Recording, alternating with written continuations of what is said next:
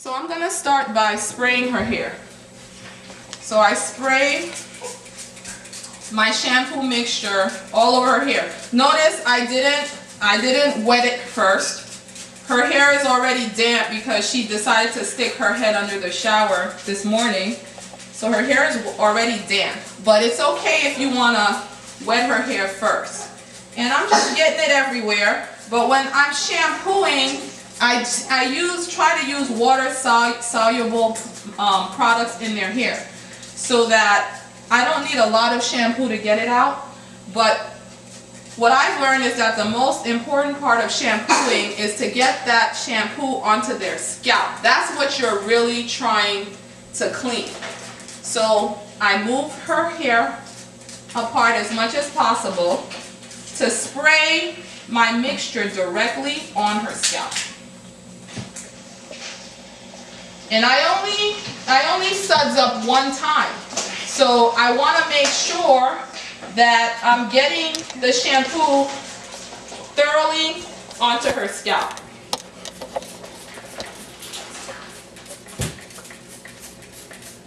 And one thing I've noticed over time is that the parts which form when you're styling their hair, if you haven't brushed it out or anything like that after you took the former style out, you'll find those parts again as you're trying to spray their scalp, and that kind of helps to make it easier to reach their scalp. Now, as I'm doing this, you can see why it's not the most effective thing to put a blob of shampoo right on the hair, because nappy hair is very dense and thick, and honestly the shampoo really never makes it down to their scalp in the way that you need it to get their scalp clean. So this takes a little bit of time, but just realize that I'm only doing this once. I have learned that I don't need to suds up their hair 3 and 4 times to get it squeaky clean, because you're looking for clean hair, but if the hair squeaks, you've gone too far. You've removed all the oils, the natural oils from the hair, and you don't want to do that with natural hair, because you want it to retain some of the moisture. Okay. Okay, turn your head, sweetie. Please, after watching the video, read my post about choosing a shampoo. Castile soap has no sodium laurate sulfate in it, which is a really harsh and drying detergent, which is used to strip away the heavy oils from straight hair.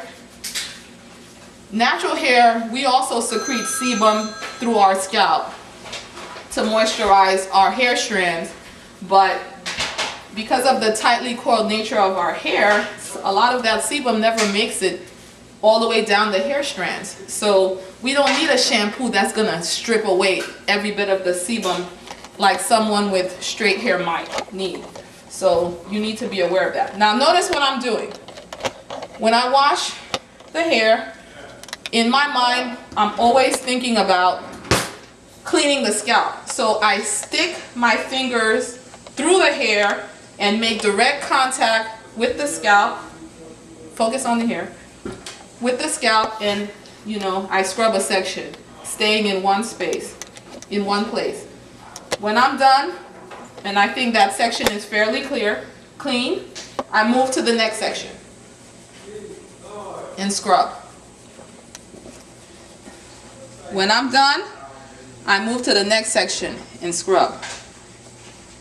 Pull my hand out, move to the next section and scrub. You okay? Pull my hair out, move to the next section and scrub. I'm not gathering the hair together, squishing it in my hand, raking through like I'm combing through it, because it's tangled at this point. And those type of movements are gonna make it even more tangled. As you can see, now I'm working in the back. I've got both hands. Before I was showing you how you can move spot by spot, I use both my hands as I do this. I'm just careful when I finish scrubbing one area to just pull my hands out as opposed to dragging through the hair. So now I've got both of my hands in and I'm working at her nape. I lift her head up a little bit because she's on the towel, and I scrub. Okay.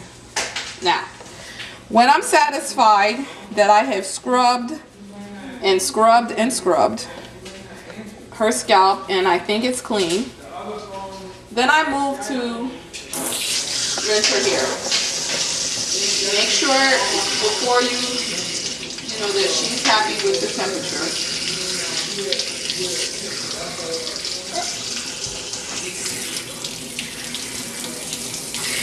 I happen to have the type of faucet that has a long hose that I can move around. If you don't have that, you can also fill up a cup or a bowl, a small bowl with water to rinse out her hair. But this is almost like a shower head. And to me, this is the most important part of the hair washing process, is the rinse. Personally, I don't think that we rinse enough, because just realize that nappy hair is very coily, and the product will get stuck in the strands. So we have to rinse and rinse and rinse and separate the hair and rinse and rinse and rinse and rinse and rinse and rinse and rinse some more. When I begin, I start with warm water. Is it too hot? Yeah. I start with warm water, as warm as she can stand it, which is really not that warm with Mocha Girl too. But because what happens is hot water will open the shingles on the hair shaft, and I want that because I want to get everything out. And as I finish up the rinsing, I move on to cool water. Cool water, really as cold as you can stand it, will close the shingles on the hair shaft, and that's important because open shingles grab onto other open shingles and lock in place and cause tangling.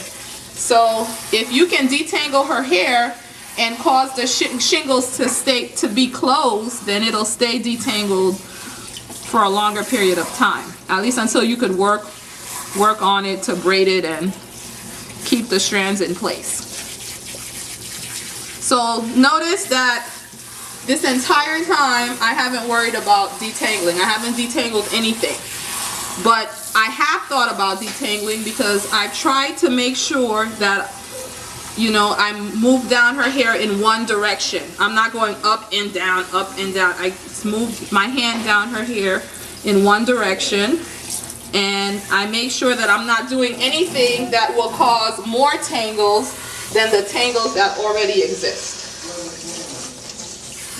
And this process it usually goes a lot quicker, but because I'm explaining it to you, it seems like it's going a lot slower. But okay. All right, great. And so that I'm pretty sure that all the shampoo is gone. All right, now I need to think about detangling.